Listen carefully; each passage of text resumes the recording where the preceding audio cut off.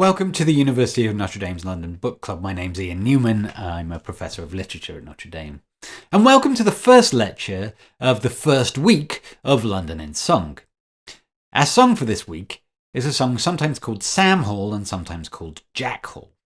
And it's a song that has its origins in the early 18th century. And in this video, I want to talk about the culture of public executions out of which Jack Hall seems to have emerged. We know very little about the origins of the song Jack Hall, but we do know that Jack Hall was a real person. He was a notorious and historically verifiable thief who was hanged on the 7th of December 1707 for having committed sacrilege at Bristol by robbing a church. According to the memoirs of the right villainous John Hall, first published in 1708, the year following his execution, Jack Hall was the most famous burglar of the age, who had been sold to a chimney sweep when he was a young boy, a profession he was thereafter associated with, despite quickly turning to pickpocketing, and then later graduating to highway robbery. Early versions of the songs are in many ways typical of a popular 18th century song tradition that celebrated the crimes of notorious criminals like Jack Sheppard, 16-String Jack, and Dick Turpin. These were ballads that grew out of the festival atmosphere that surrounded public hangings in early modern England.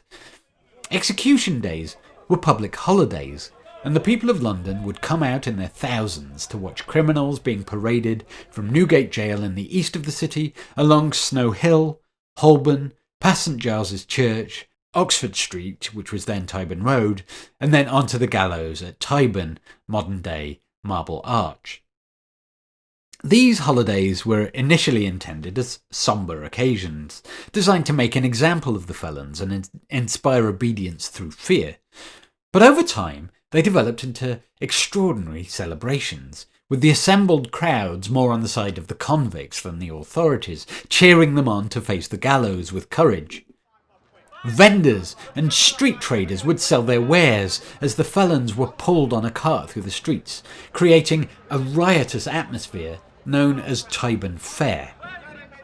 These festivals gave birth to a range of what has become known as gallows literature, including not only ballads, but Newgate calendars, and the genre of last dying speeches of criminals, which were reported in newspapers and printed on broadsides.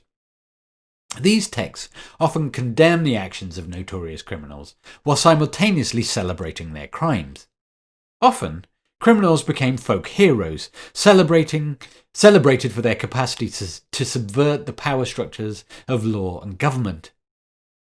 And it's out of that street culture that the ballad Jack Hall was born.